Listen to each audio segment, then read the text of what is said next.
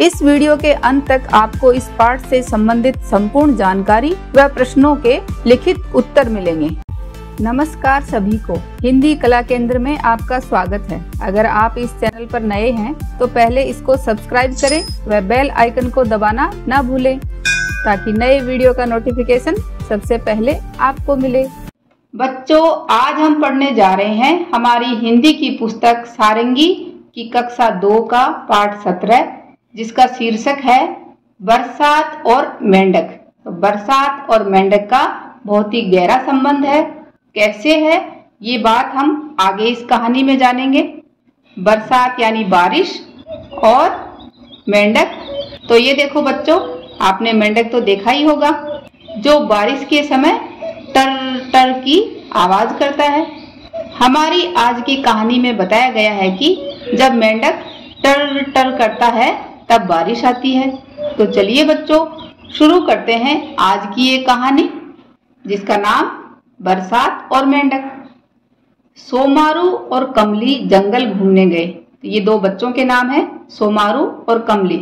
सोमारू लड़का है और कमली लड़की है। दोनों कहाँ गए? जंगल में घूमने। लौटते समय उन्हें जोर की भूख लगी। जब वो वापस आ रहे थे तो उन्हें बहुत जोर की भूख लगी। उन्हें एक गाय दिखी। ये देखो, दोनों बच्चों ने क्या देखा? एक गाय को देखा। गाय क्या करती है? गाय दूध देती है।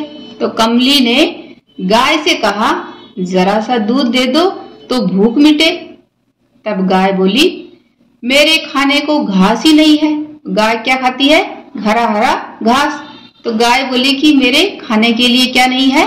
घास ही नहीं है।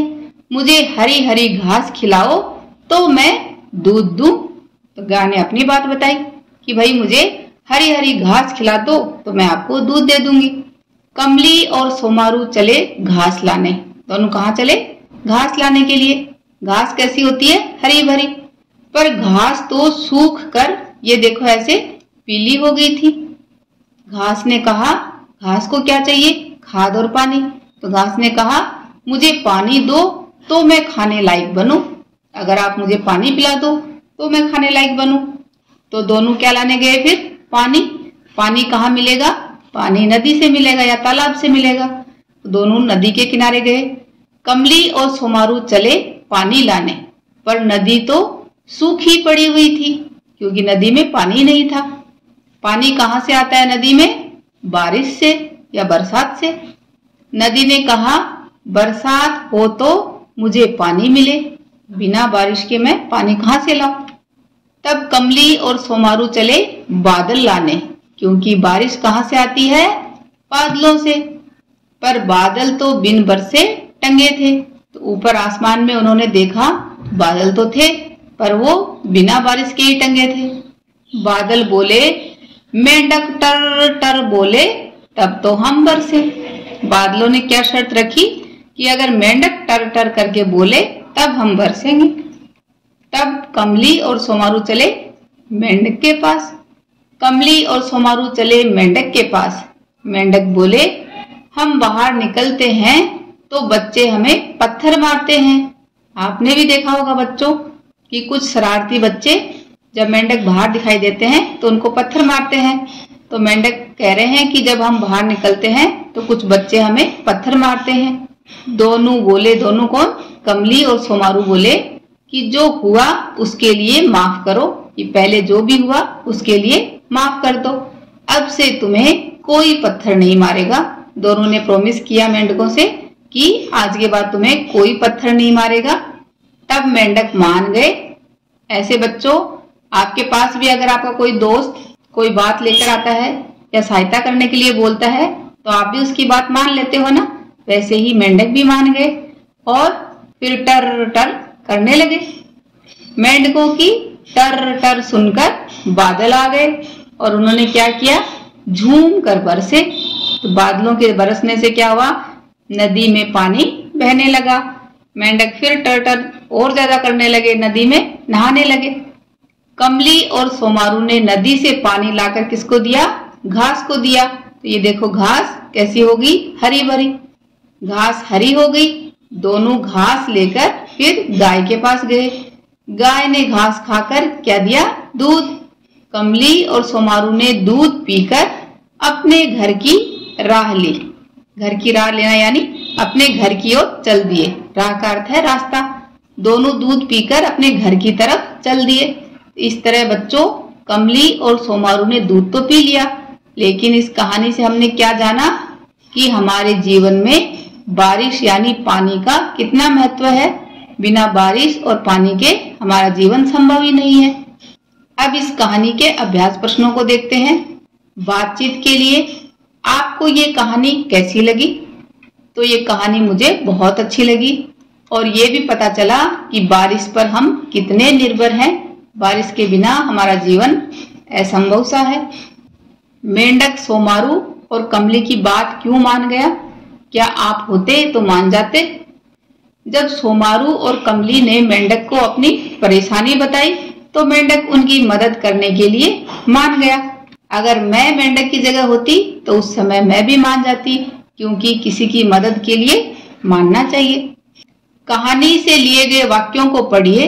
क्या आपने कभी किसी मित्र के साथ ऐसा कुछ किया है जिससे उन्हें चोट लगी हो या बुरा लगा हो? तो ऐसा कभी कभी अनजाने में या जानबूझकर भी कुछ बच्चे कर जाते हैं। जैसे मेंढक बोले, हम बाहर निकलते हैं तो बच्चे हमें पत्थर मारते हैं। तब दोनों बोले, जो हुआ उसके लिए माफ करो, अब से तुम्हें कोई पत्थर नहीं मारेगा। तो इसलिए बच्चों, अगर अनजाने में कोई गलती हो गई तो अपने दोस्तों से माफी मांग लेनी चाहिए और आगे वह काम भविष्य में नहीं करना चाहिए। ऐसा ही कुछ मेरे साथ हुआ। जी हाँ, एक बार गलती से मैंने भी अपने दोस्त को चोट पहुंचाई थी। जब मैं अपने दोस्त के साथ क्रिकेट खेल रही थी और मैं पहली गेंद पर आउट हो गई। इस बात से मुझे गुस्सा आ गया और मैंने अपने दोस्त को भला बुरा कह दिया, जिससे वह भी मुझसे थोड़ा नाराज हो गया था। बाद में मुझे बहुत दुख हुआ और उसके बाद मैंने कभी ऐसा नहीं किया। मैंने भी अपने दोस्त को कहा कि जो हुआ उसके लिए माफ कर दो, अब से मैं ऐसा दोबारा कभी नहीं करूंगी। शब्दों का खेल। ढ, ड, ड़ और द वाले शब्द बनाइए, फिर सभी शब्दों को जोर से पढ़िए। क्या ढ, ड, ड़ और द की ध्वनियां बोलने सुनने में अलग लगती हैं? जी हाँ, अलग लगती हैं। जैसे ढ से बनने वाले शब्द मेंढक, ढाल, ढक्कन, ढोलक। ड वाले शब्द डमरू, डर, डलिया, डगर। अड़े वाले शब्द, अड़े से किसी शब्द की शुरुआत नहीं होती, लेकिन वो शब्द के अंत में या बीच में आते हैं। जैसे घड़ी, लड़का, सड़क, लड़ाई। द वाले शब्द बादाम, तो ऐसे दम, दस, दवाई।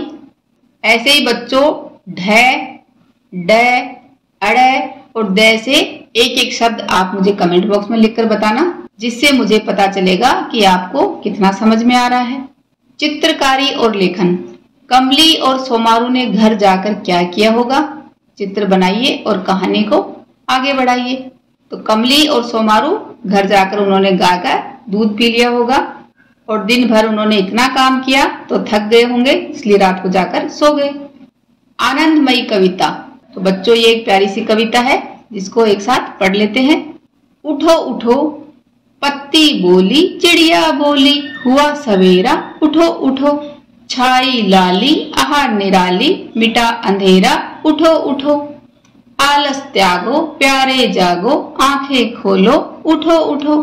देखो झांकी भारत माँ की, जय जय बोलो, उठो उठो।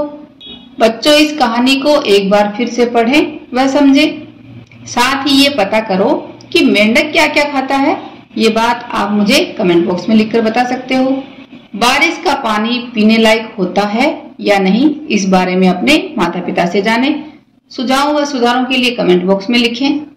अगर हमारे वीडियो बन ही रहे हैं आपके फेवरेट, तो फिर क्यों ना करें इनको लाइक, सब्सक्राइब और रिकमेंड।